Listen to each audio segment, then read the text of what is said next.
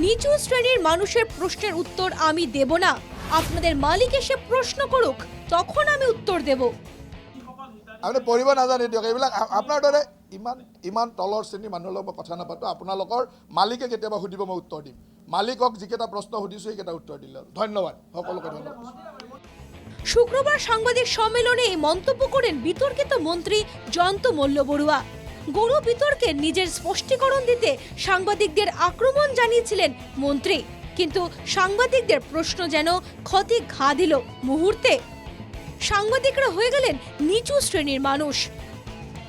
একজন দায়িত্বশীল মন্ত্রীর এরকম মন্তব্যে শনিবার প্রতিবাদে নামে গুৱাহাটী প্ৰেছ ক্লাব। প্ৰথম কথা হ'ল যে শেহতীয়াকৈ আমাৰ সংবাদ মাধ্যমৰ ওপৰত যিটো আক্ৰমণ চলিছে, সাংবাদিকৰ ওপৰত যেনেধৰণৰ মন্তব্য কৰা হৈছে, মই তাৰ তীব্ৰ গৰিহণা দিছোঁ।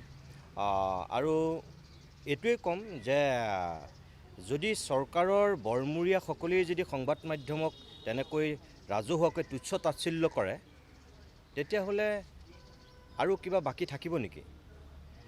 প্ৰথম কথা হৈছে সাংবাদিকক ৰাজনীতিকে গালি পৰাটো এতিয়া এটা ফেশ্বনত পৰিণত হৈছে। যেতিয়া তেওঁলোকৰ অসুবিধা হয়, তেওঁলোকক অসুবিধাজনক প্ৰশ্ন কৰা হয়, লগে লগে তেওঁলোকে সংবাদ মাধ্যমক আক্ৰমণৰ লক্ষ্য কৰি লয়। জয়ন্ত মল্ল বৰুৱাই শেহতীয়াভাৱে যি মন্তব্য কৰিছে, নিঃসন্দেহে অত্যন্ত গৰিহণাযোগ্য, ধিক্কাৰ দিছে এনেকুৱা মন্তব্যৰ কাৰণে। সংবাদ মেলত নিমন্ত্ৰণ কৰিছিল কাৰণে গৈছিলোঁ, আৰু আমাৰ অধিকাৰ হ'ল আমি প্ৰশ্ন কৰোঁ। আমাৰ হয় নহয়, আমি সমাজৰ হৈ প্ৰশ্ন কৰোঁ। প্ৰশ্নটো তেওঁ উত্তৰ নিদিব পাৰে, তেওঁ দিগদাৰী পাইছে, তেওঁ যে নাই মই এইটো হয়তো ন' কমেণ্টছ ক'ব পাৰে, সেই ধৰণৰ ক'ব পাৰে। কিন্তু কোনো মন্ত্ৰী, কোনো বিধায়ক, কোনো বিষয়াৰ কাৰো অধিকাৰ নাই যে সাংবাদিক এজনক তলৰ শ্ৰেণীৰ মানুহ ক'ব বা আপুনি কেলে প্ৰশ্ন কৰিব সেইটোৰ ওপৰত প্ৰশ্ন কৰিব। আৰু আটাইতকৈ উদ্বিগ্নতাৰ বিষয় হ'ল যে এইটো বাৰম্বাৰ হৈ আছে। জয়ন্ত মল্লের বিতর্কিত মন্তব্যের পর ড্যামেজ কন্ট্রোলে নামে দাদা ব্রিগেড। মন্ত্রী পীযূষ হাজারিকা বলেন, ভুল বুঝাবুঝি হয়েছে, এই মন্তব্যের জন্য আমি দুঃখিত। তেখেত জয়ন্ত মল্ল বৰুৱাতকৈ যথেষ্ট বয়সত সৰু। উচ্চ নিচৰ কথা তেখেতে ক'ব খোজা নাছিলে। তেখেতে ক'ব খুজিছিল যে তেখেত যিহেতু সৰু ল'ৰা, গতিকে মই অলপ বয়সস্থ মানুহৰ লগত কথা পাতিম বা মোৰ নিজৰ বয়সৰ লগত কথা পাতিম। গতিকে অলপ হয়তো ভুল বুজাবুজি হ'ল। জয়ন্ত মল্ল বৰুৱা ডাঙৰীয়াৰ মই সতীৰ্থ হিচাপে তেখেতৰ লগত ব্যক্তিগত মোৰ ভাই ককাই সম্পৰ্ক।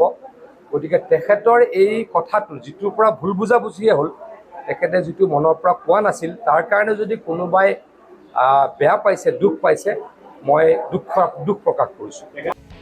একই সুর মুখ্যমন্ত্রীর কণ্ঠেও। মুখ্যমন্ত্রী বলেন, জয়ন্ত মল্ল বড়ুয়ার উচিত ক্ষমা চেয়ে নেওয়া।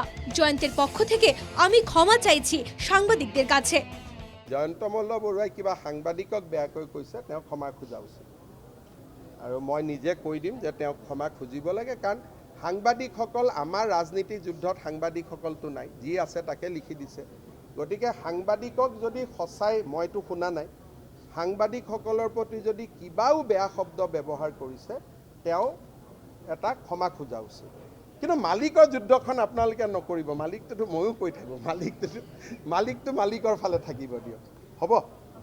আৰু জয়ন্ত মল্ল বৰুৱাই যদি সঁচাই কিবা কৈছে, মই শুনা নাই, ময়ো ক্ষমা খুজিছোঁ, কাৰণ আপোনালোকক বেয়া কোৱাৰ কোনো অধিকাৰ তেওঁৰ নাই, আৰু আপোনালোকে দায়িত্বহে পালন কৰিছে।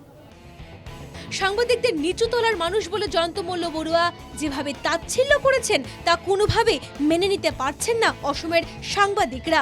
জয়ন্তের বিতর্কিত মন্তব্য এই প্রথম নয়, এর আগে অখিল ভারতীয় বিদ্যার্থী পরিষদ নিয়েও আপত্তিকর মন্তব্য করেছেন এই নেতা।